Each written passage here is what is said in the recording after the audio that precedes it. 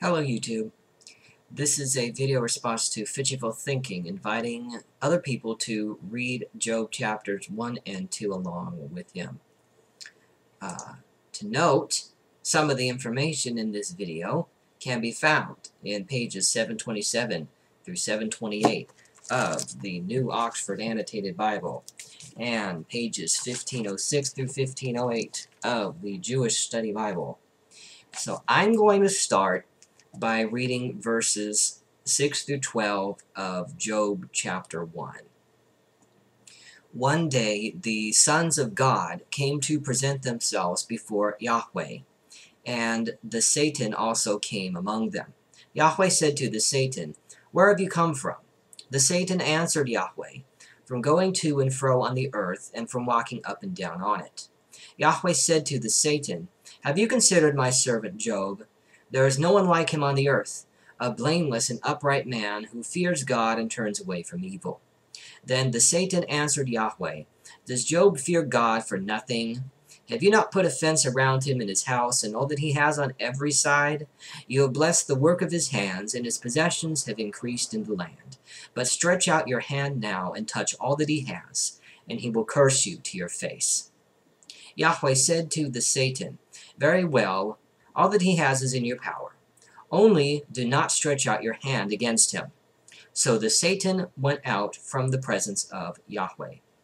Now, I know that you didn't want to get into specifically the nature and role of Satan in the book of Job, but I think that something that may even be more important to address here is the concept of the sons of God and how that relates to the concept of the heavenly assembly of gods. And earlier in the writing down of biblical tradition, there probably being a henotheistic import, at least, that other gods do exist, but Yahweh is superior to all of them. There's language to that effect in a couple different psalms. I'm going to cite two here, Psalm 29 and Psalm 89. This is from Psalm 29, verses 1 through 3. "Ascribe to Yahweh, O sons of gods. Ascribe to Yahweh glory and strength. Ascribe to Yahweh the glory of his name. Worship Yahweh in holy splendor. The voice of Yahweh is over the waters. El of glory thunders. Yahweh over mighty waters." Now, the Hebrew words used in the Job passage for sons of God or sons of gods are B'nai Elohim. Now, the words used in Psalm 29 are B'nai Elim, but they mean the exact same thing. Sons of God or sons of gods. Also of note in verse 3, El of glory thunders. El is the chief god of the Canaanite pantheon, but here it seems not so much that Yahweh is being equated to El necessarily, but that El is being used as an elevating title, so that he is greater than the rest of the sons of gods. So Psalm 89, I'm going to read verses 6 through 8. "For who in the skies can be compared to Yahweh? Who among the sons of gods is like Yahweh? El feared in the council of the holy ones, great and awesome above all that are around him. O Yah, God of hosts, who is as mighty as you, O Yahweh? Your faithfulness surrounds you." Another example of the use of sons of God or sons of gods is in Genesis chapter 6, where it's these B'nai Elohim who go into the daughters of men and produce the offspring, the Nephilim. So it's possible that this is referring to some kind of demigod. rather than later biblical tradition equating this to humans having intercourse with angels. Not quite sure that's native to the text itself. Possibly the closest parallel to the assembly language in Job would be in 1 Kings 22, verses 19 through 23. Then Micaiah said, "Therefore hear the word of Yahweh. I saw Yahweh sitting on his throne, with all the host of heaven standing beside him to the right and to the left of him.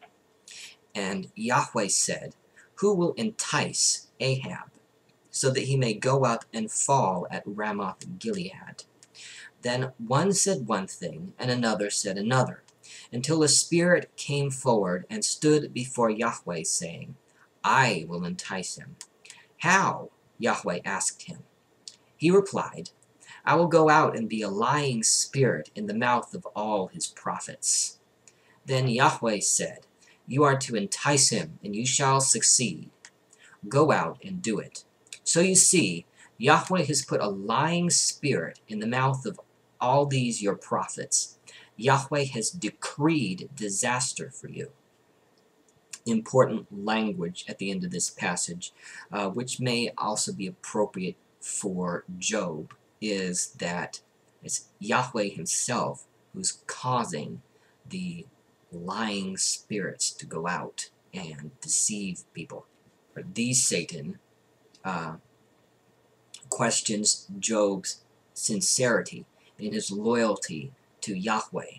He claims that Job is only being loyal because he's being rewarded.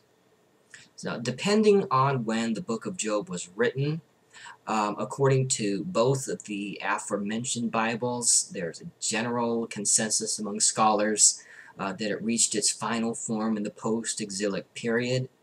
The writer of this passage may have been familiar with the Deuteronomic law code in specifically Deuteronomy 28, which lists a whole bunch of blessings for remaining loyal to Yahweh and a bunch of curses for being disloyal. So the writer seems to be deliberately questioning the legitimacy of that people should be loyal to Yahweh just because. Now, after the Satan goes out and starting to afflict Job's property and his children, there's some very specific language here which is important to note.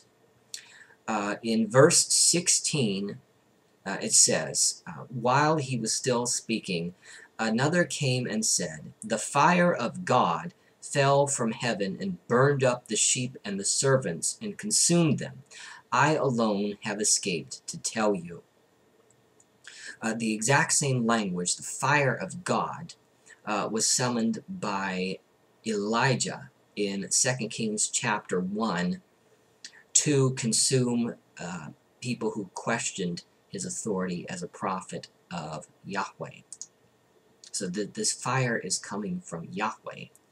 It's not, the source of it is not Satan, even though he may have been given control of it temporarily. Additionally, in verse 18 and 19, it says, while he was still speaking, another came and said, Your sons and daughters were eating and drinking wine in their eldest brother's house. And suddenly a great wind came across the desert, struck the four corners of the house, and it fell on the young people, and they are dead. I alone have escaped to tell you. The exact same language regarding a great wind is used when Yahweh sends a great wind against the ship which Jonah is taking to Tarshish in rebellion. And it just so happens in that Jonah passage that the great wind produces a storm, And the exact same word used for storm is used to describe the whirlwind from which Yahweh processes when he gives his diatribe to Job in chapter 38. Now, Fitchyful Thinking was questioning whether the events described here are literal history or not. I think that there are some indicators, particularly in verses 13 through 19, which indicate that it's a simple ahistorical narrative. This information is mentioned in both of these Bibles, by the way. That there seems to be a pattern created with the Chaldeans, the Sabaeans, the fire of God, and the great wind coming from the north, the south, the west, and the east. And also the third servant, which comes to Job, describes the Chaldeans forming 3 columns. And the fourth servant coming to speak to Job describes the great wind striking the 4 corners of the house. Very neat. And what would seem to indicate there's quite a few narrative devices employed. An interesting note here in verse 21. Job says this, naked I came from my mother's womb, and naked shall I return there. Yahweh gave, and Yahweh has taken away. Blessed be the name of Yahweh. So the Jewish Study Bible mentions that this is the only place in the Hebrew Bible with a Mother Earth metaphor. In the beginning of chapter 2, the exact same language for the divine assembly seems to essentially have been copied and pasted from chapter 1, including the words which Yahweh speaks to the Satan.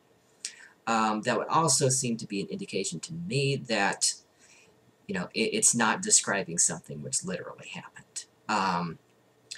What I wanted to focus on here first is in verse 3.